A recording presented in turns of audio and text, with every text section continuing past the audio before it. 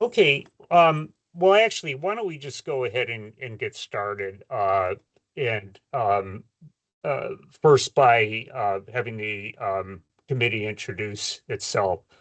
So I'll go first. My name's Steve Cherney. I reside in Reston. Ed Yeah, hi, I'm Ed Umbrell. I'm in the Herndon area. and Ross. Hi, I'm Ross, and I'm in Vienna, Northeast. Yep. And Jessica. Hi, I'm Jessica Ramakis. I'm on Town Council. Yep. Okay, thank you.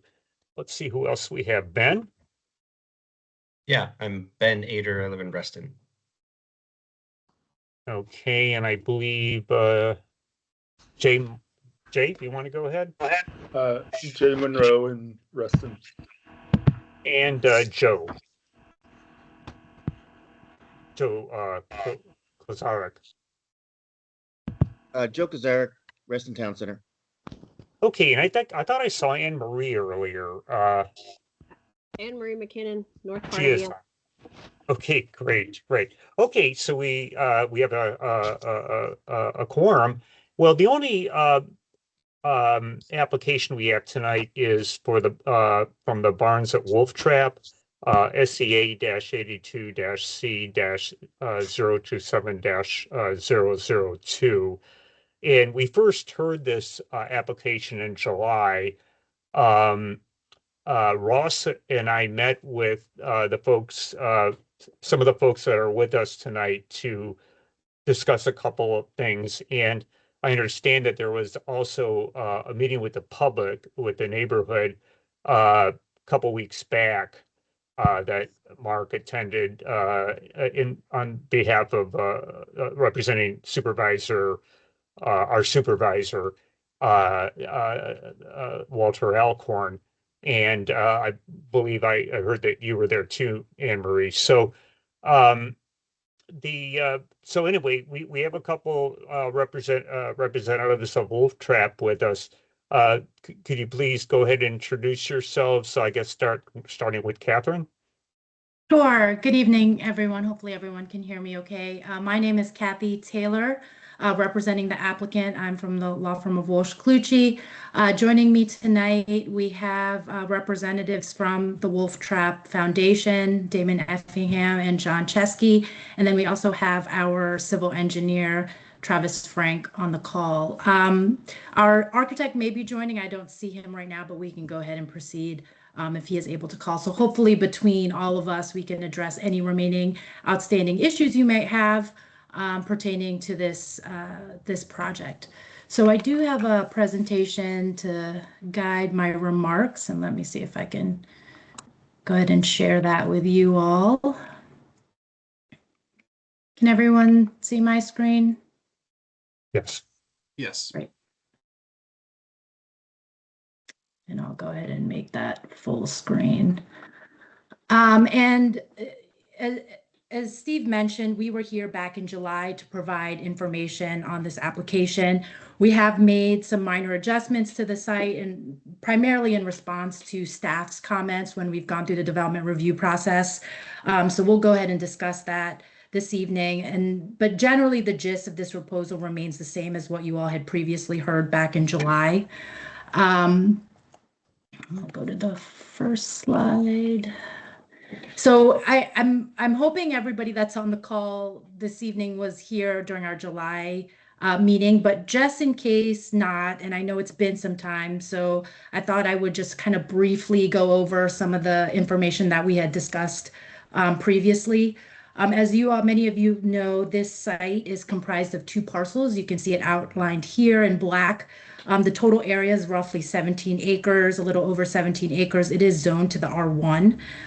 You can see in that, I guess, top right corner, there is 100-year floodplain, resource protection area, as well as environmental quality corridors on this site, and that's hatched in red. And then you can see the Wolf Trap National Park for the Performing Arts is to the north across from Dulles Access Toll Road. So by way of approval history, the Performing Arts Center that operates on the property today, if you recall, was established by special exception back in the 1980s. The Barns itself is comprised of 2 historic salvage barns that were purchased and reconstructed subsequently in 1981, as you know them today. And since that original SC approval, there have been a number of amendments that have been approved. And most recently, the last one was over 25 years ago, approved in 2000, which permitted the construction of that Center for Education, which you can see right over here. And that continues to govern the site today. So the development or the proposal that we are bringing before you all, if you recall, is to upgrade and improve the existing facilities at the barns specifically, so down here. And we would be improving primarily the dining and restroom facilities on the site. This would require a special exception amendment. And essentially, we would be creating a new 1-story 3rd barn addition, and you can see that in the yellow. As we've discussed previously, even with this addition, much of the overall site remains the same and unchanged in its current state. We are staying outside of the environmental features as much as possible, and also have been mindful of the residential. Technically, this is the south, so the residential to the south as well as those across from Trapp Road. So minimal landscaping, you can see, is affected. Most of the tree, almost all of the tree preservation areas will remain that way. All of the tree will be saved. However, you can see kind of these little trees that are peppered on the site. We are adding new trees in the parking lot to increase the interior parking lot landscaping, as well as adding some new vegetation around the building itself. So any new plantings will be non-invasive and native to the extent feasible.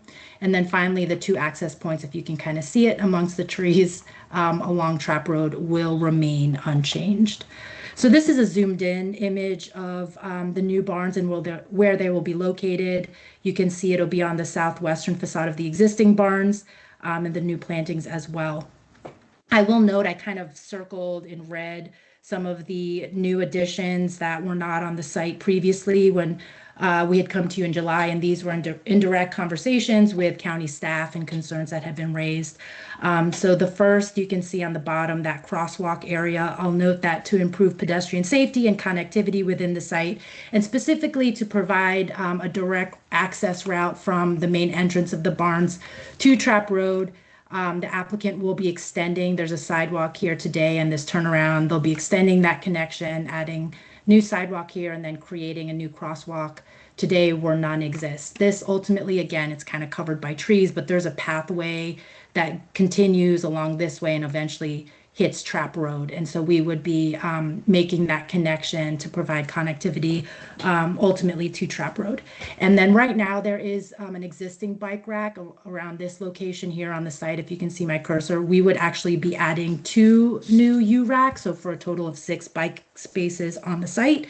Right now we're thinking of adding it in this location. However, in coordination with FCDOT, ultimately will determine that location at time of site plan. So again, just very briefly, as we mentioned, the improvements are to the restroom and dining facilities. And so just wanted to highlight, if you have not been to the barns, what the existing conditions look like today. This is primarily, if you look at the graph to the left, the graphic on the left, it's what you're seeing in blue, which is the existing conditions. So images 1 and 2 correspond with the 1 and 2 on the graphic. You can see where it is also in relation to the auditorium and the stage.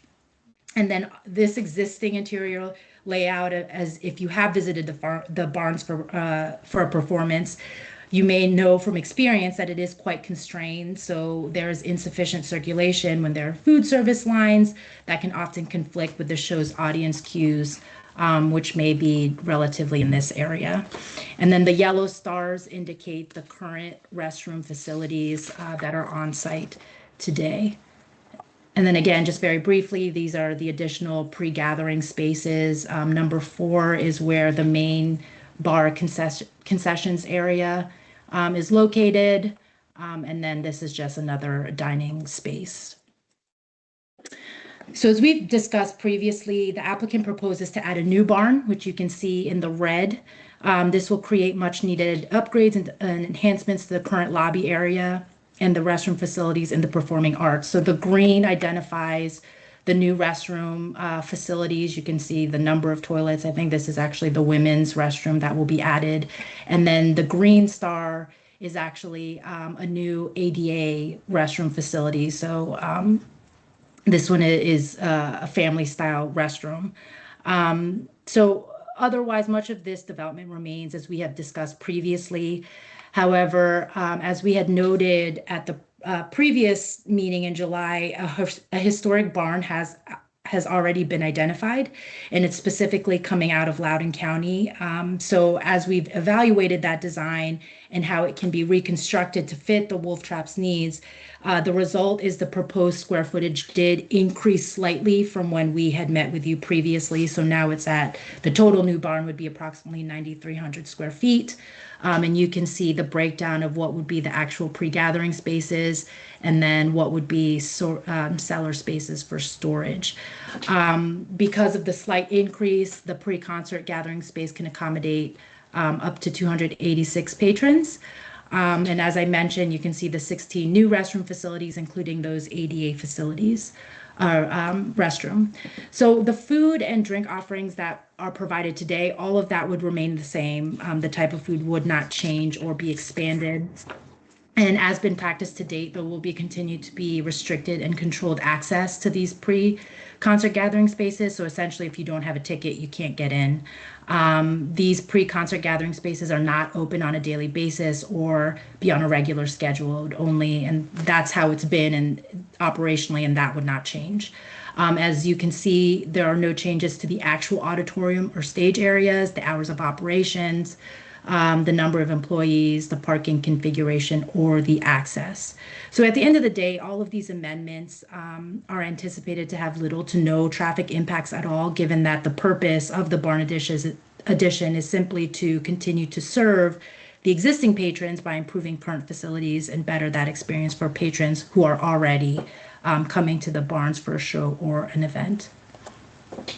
So these are fairly similar to what you all had seen before. The proposed architecturals, as I mentioned, much of this has remained unchanged.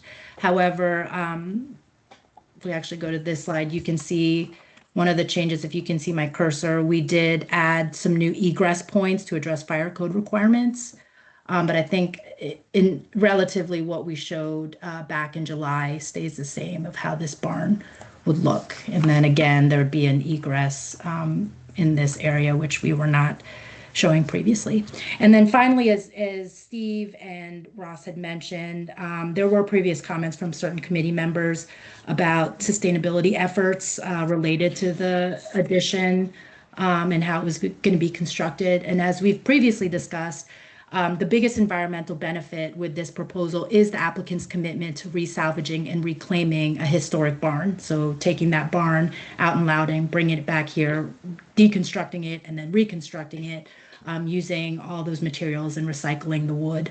So on top of that, the applicant will also incorporate energy efficient appliances and fixtures, including the integration of insulation that will meet current building code standards. And effectively, that would create a high efficiency envelope around the entire new addition. So we're happy to talk through more of that design intent of the new barn if there are more questions related to that this evening. So finally, as with any special exception request, as you all know, the applicant continues to work with staff to implement a number of development conditions that will ultimately govern the approval. I won't go through this entire list, but I just wanted to show you on the left side, I've provided previously approved development conditions that have been approved with past special exception applications. Those will all generally remain the same, and we would be carrying that over with this request. That includes, you can see things like parking lot lighting, building lighting, tree preservation, as I mentioned, the hours of operation, the number of employees, things of that nature. So on the right side where you see new or amended conditions, the applicant has agreed to a number of new conditions or have amended existing conditions. One that we mentioned previously, right now the maximum general capacity of patrons is only 352, and that accounts for seated capacity in the auditorium. However, as we mentioned before, those seats are removable, and when you remove those seats, the auditorium can actually accommodate up to 382 of general capacity. So the development conditions will now be amended to reflect that. And then, as you can see, there's a number of new conditions related to ensuring that there'd be continued preservation as well as protection of the on-site environmental features. And again, if there's any questions about any of these development conditions, we are happy to go through and talk through that. So finally, I'll highlight from our last meeting, and as Steve mentioned, the applicant team did hold an in-person community meeting at the Barns, and we personally mailed out over 65 invitations of surrounding community members, and we coordinated with the HOA, certain HOA board officers to further distribute that invitation. So hopefully it went out to even more people within the community. It was held at the end of September, on September 23rd. We had a fairly good turnout. We had about 24 neighbors that came out to attend. It was a positive conversation, we felt. There was some clarifying questions about operations and ensuring that, the operations wouldn't change as we've discussed. But overall, I think people were pleased that Wolf Trap will be making these much needed improvements to the barn, specifically related to the dining facilities as well as the restroom facilities. And as Steve also mentioned, Anne Marie and Mark from the supervisor's office were also there. So if they have any other thoughts about that meeting, I'm happy to let them chime in when this presentation is over. So as you can see, the staff report will be published on November 5th. We are going to the Planning Commission on November 19th, and then the Board of the Supervisors hearing will be on December 9th. So in the end, we believe that the applicant's proposal to permit this new addition to the existing barns will improve and enhance existing amenities offered to the patrons. It'll optimize the usage of the barns and just better the overall experience for all visitors. It's in conformance with the comp plan. It'll remain compatible with adjacent uses. And we do believe it's a significant improvement that will benefit the surrounding community, Fairfax County, and really the region as a whole. So again, happy to answer any questions you might have, and we appreciate you all taking the time to meet with us again on this application. Okay, thank you, Kathy. Let's see, and I forgot to introduce Mark. He's represents Supervisor Walter Alcorn. He is holds the planning and zoning portfolio. And but anyway, let's go on then. Why don't we don't have any members of the public on this attending tonight. It doesn't look like. If you are a member of the public, please let us know. But first we'll turn to the committee for questions and comments, and I'll start with Ed Umbrell. All right, thanks, Steve. I had two things I wanted to just chat real quickly about. I noticed in your updated statement of justification, you had mentioned you were asking for a waiver of the barrier requirements along the southern property line, which I have no problem with. And that's, just so everybody knows, that's along between the, I guess, the barns and the single family homes there to the south. Is that correct? Yeah, it's right. It's Fairfax along, County requires a barrier, like a fence or something, between the residential and the use, the Center for Education.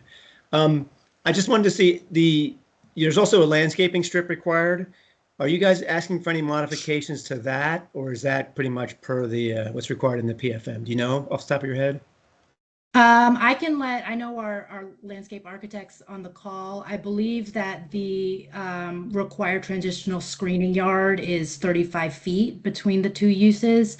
And from my understanding, we are providing that, and primarily it's by maintaining the existing vegetation that's out there today. I think it provides a fairly good buffer, although in the areas, if there is any disturbance, we will be going in and removing any invasives. But my understanding is that the existing vegetation satisfies the requirement. And Travis, I know you're on the line if you want to correct me, please do. No, that's exactly spot on. Yeah, that's correct. The transitional screening yard will be satisfied with the existing landscape that's going to remain, and we will be supplementing some of it in certain areas, as Kathy pointed out. But yes, largely that is coming from existing to remain vegetation. Okay, yeah, I looked at the plat and there was some mention of it, and I just wanted to get some clarification on that. Okay, that's good. Thank you. And then the other question I had is, I know there's an existing stormwater pond kind of in the middle of the site, just on the west of the existing, I guess to the north of the existing parking lot. Here. That's kind of was designed In under this the old area, stormwater I believe. criteria that they're now kind of out of date. You guys aren't proposing any changes to that pond? That's just kind of on its own off to the side there. You're not really touching that or anything like that. Is that correct? But yeah, I can speak to that as Yes, well. that's correct. Yeah.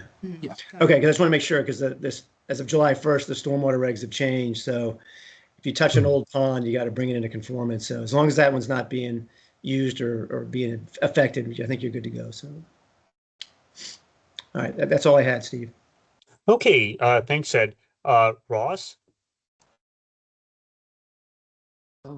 I have nothing to add. I support the idea of improving the experience for patrons.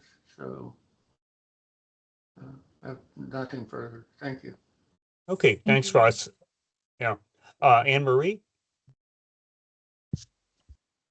I have had a couple times to hear this application, and I think it's going to be perfectly appropriate. And I want to compliment the Wolf Trap folks, because they put on a very thoughtful meeting.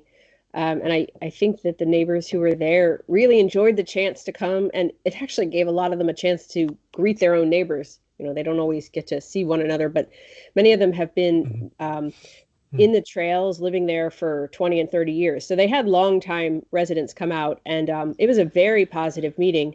And I think any concerns, and I really don't think there were that many concerns, were fully assuaged. And in fact, the neighbors were probably more interested in a potential future application that really has nothing to do with the barns or Wolf Trap, that'll be across the street, that may at some point in the future come before this committee. I have no idea. So that's correct.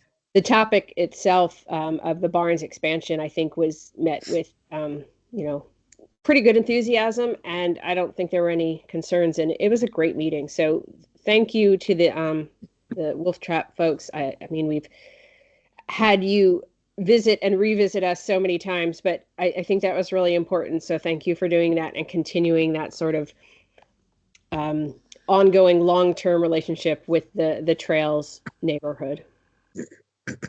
Thank you for the kind words, and you're quite welcome.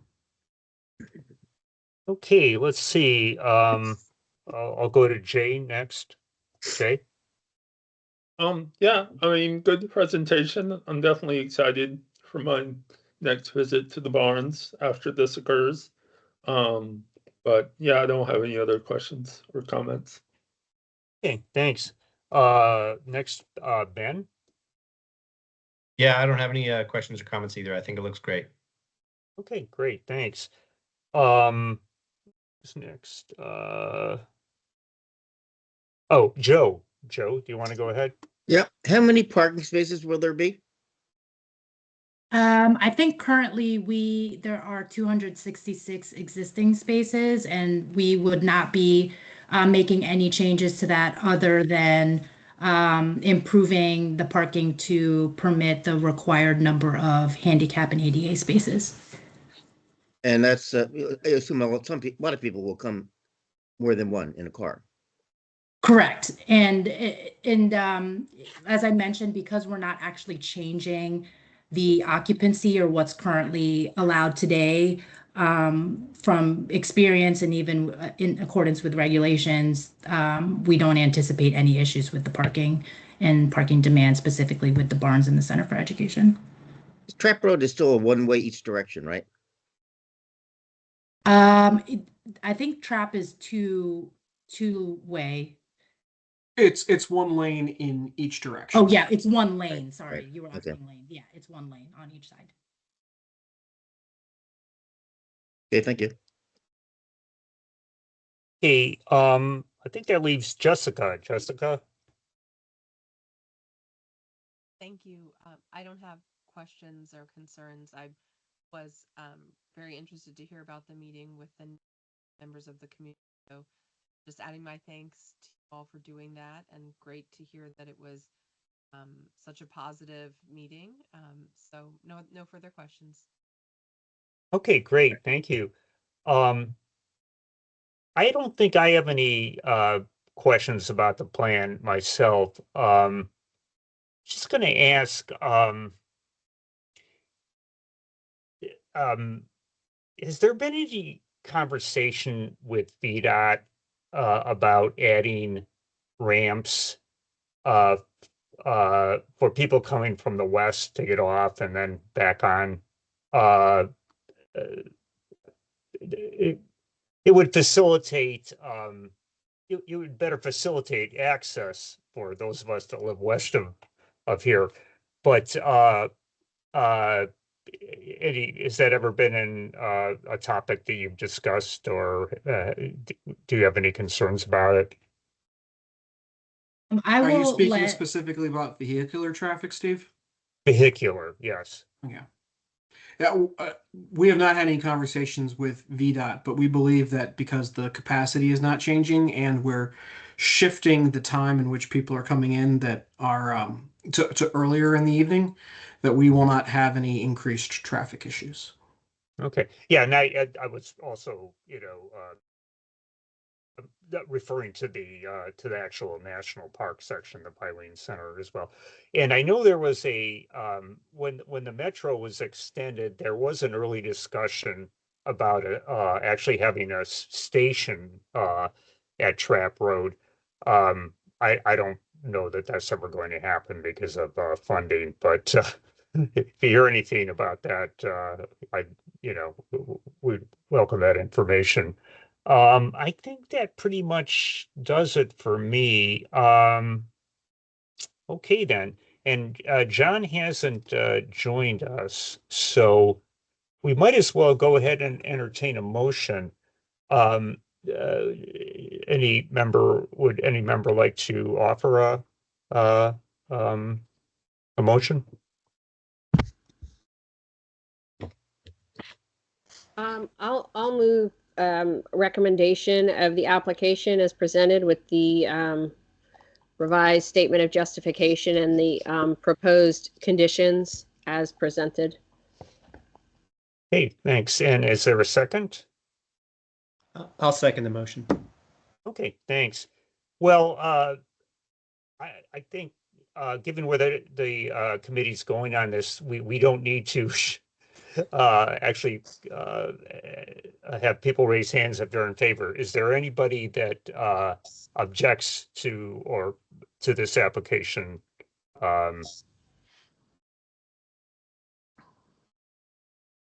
Okay, well, I'd say we have unanimous approval. I don't know if I'm following Robert's rules correctly there. So anyway, well, thank you very much. Good luck. Oh, one other question. You had mentioned yesterday that you were looking to break ground, I think late February, early March. When would the facility be completed, all the work completed? If we are able to break ground in the February to March timeframe, we would be anticipating opening just post Halloween of 2026. Okay. Oh, wow. Okay. If we are able to break ground, when we know it's a big if, right. And Anne Marie and I and Fraser had conversations about how aggressive our timeline is, and we are well aware. So that is our caveat. But our goal would be November 1. Okay, great. I have a quick question. Please. Where are you getting the barn and how's it getting transported? And take it apart and put it back together again? Yeah, it's a great question. It is actually coming directly off of Route 15 in halfway between Leesburg and Luckett's. It belongs to a family that is also a patron of Wolf Trap. The Route 15 is being widened in that area, and the widening of Route 15 by VDOT is going to undermine the foundation of the existing working barn. So we are in the process of getting permits approved for a removal of the timbers, siding, and roofing through Loudoun County. It will be bagged, tagged, cataloged. It will be taken back to Lancaster County, PA, where we have a fantastic barn building company that we've worked with in the past to do mass timber work at Wolf Trap. They will debug it, they will clean it, they will make it ready for assembly, and they will bring it back down on flatbed trucks to beautiful Fairfax County, Virginia, right in time for April or May of 2026. All right, thank you. That was interesting. Yeah. Okay. Well, thank you. Good luck. You know, you have this advisory committee's full support. And thank you again. So, before we end the meeting, in which and certainly the Wolf Trap folks could leave, I just had a quick question of Mark. Mark, are you aware of anything coming down the pike, you know, for next month or December? Probably nothing for at least for November. A few things kind of pre-application phase right now, and then one application that's in but is deferred. It's like a 2-lot subdivision case. And there are some technical issues that I think they're working on with staff. So their hearing dates are indefinite at this time. So possibly December. I'd say almost definitely nothing in November. Okay, great. Well, I looked at the calendar. So our meeting in December would be December 16th. So that's, I was, you know, I had some concerns as to whether we would run into the holidays, but we should be good. So, okay, well, thank you, everyone. And we'll probably see you, you know, the committee again in December. So thanks. Thank you so much, everyone. Thank you. We appreciate Thank you, it. everyone. Really Bye. appreciate it. Bye, Thank you. everyone. All right.